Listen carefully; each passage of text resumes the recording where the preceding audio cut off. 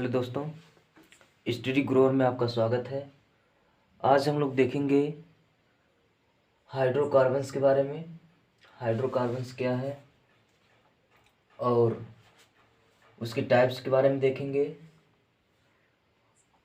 और हमारी कोशिश यही है कि अब इसके बाद जो वीडियो बनाया जाए ये हाइड्रोकार्बन से संबंधित जितने भी टॉपिकें हैं उसको एकदम से A to Z पूरा कर दिया जाए।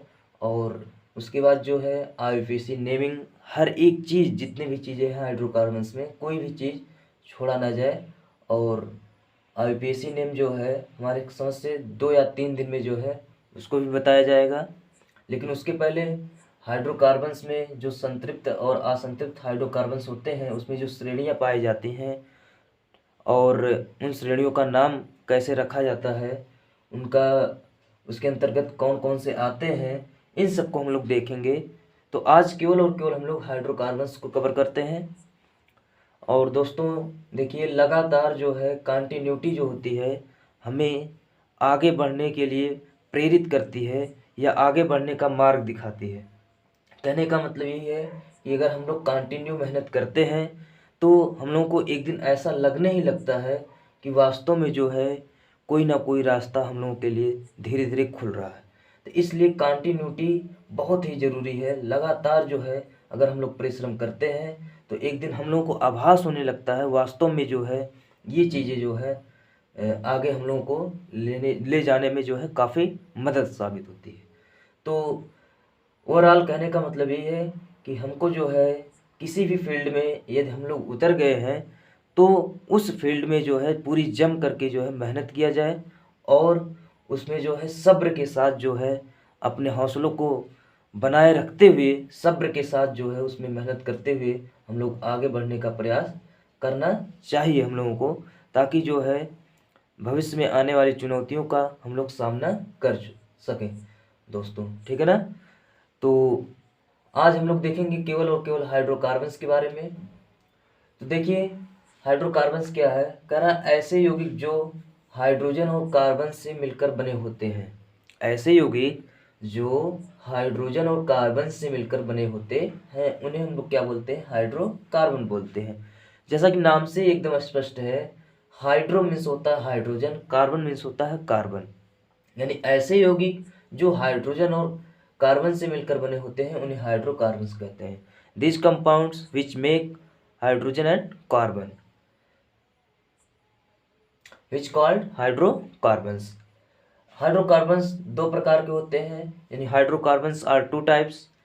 फर्स्ट इज द संतृप्त, जिसको हम लोग बोलते हैं saturated hydrocarbons, and second unsaturated hydrocarbons यानी असंतृप्त हाइड्रोकार्बन्स। तो ओवरऑल पहले हम लोग देखेंगे संतृप्त हाइड्रोकार्बन, जिसको हम लोग बोलते हैं सैचुरेटेड हाइड्रोकार्बन्स। ये क्या है सैचुरेटेड हाइड्रोकार्बन्स? सैचुरेटेड हाइड्रोकार्बन्स ऐसे हाइड्रोकार्बन्स होते हैं जिनमें कार्बन और कार्बन के बीच सिंगल बॉन्ड पाया जाता हो। जैसे कहने का मतलब यहाँ पर अगर हम लोग मान लेते हैं प्रोपेन लेते हैं, क्या लेते हैं, प्रोपेन। ठीक है ना दोस्तों। तो प्रोपेन जब हम लोग लेंगे तो प्रोपेन का सूत्र होता है C3H8।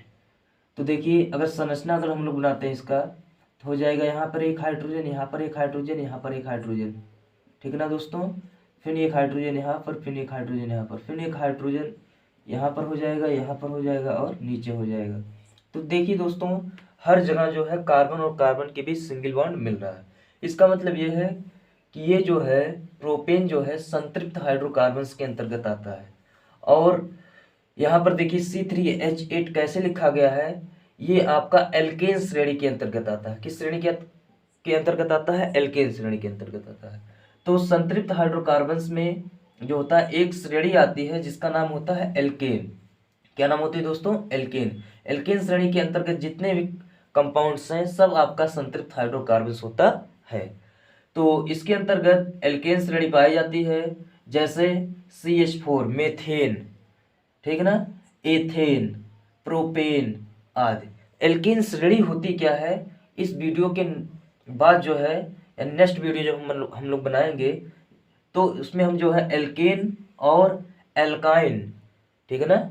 एल्केन और एल्कीन और एल्काइन, इन तीनों को जो है हम लोग कवर करेंगे, ठीक है ना दोस्तों। तो देखिए एल्केन क्या होता है। एल्केन जो होता है,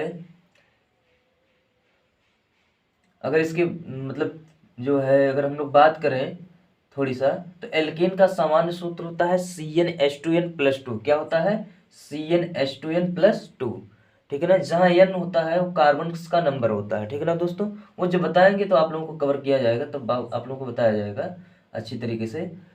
तो अभी यहाँ पर जो है केवल इतना ही जानिए, एल्केन श्रेणी आती है इसके अंतर्गत, जिसमें CH4 आपका और एथेन और प्रोपेन आता है, ठीक है ना। अब देखिए असंतृप्त हाइड्रोकार्बन्स क्या है।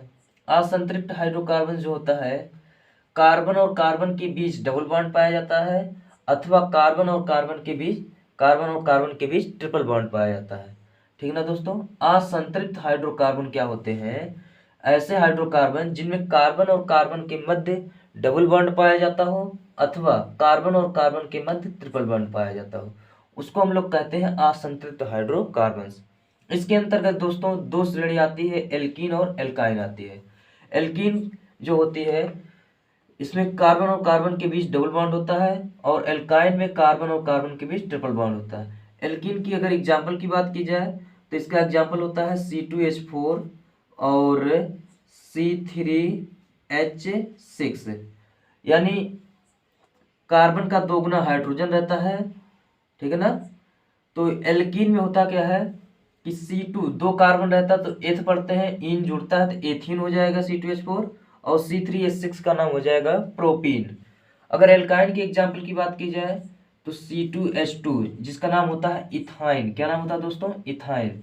और C3H4 जिसका नाम होता है प्रोपाइन, इसका नाम प्रोपाइन है, इसका नाम इथाइन है। तो दोस्तों उम्मीद करता हूँ यह वीडियो आप लोगों को समझ में आया होगा, और फिर जो है हम लोग यानी कल जो है नेक्स्ट वीडियो में हम लोग देखेंगे एल्केन श्रेणी, एल्कीन श्रेणी और एल्काइन श्रेणी, ठीक है ना दोस्तों। फिर मिलते हैं नेक्स्ट वीडियो के साथ। जय हिंद दोस्तों।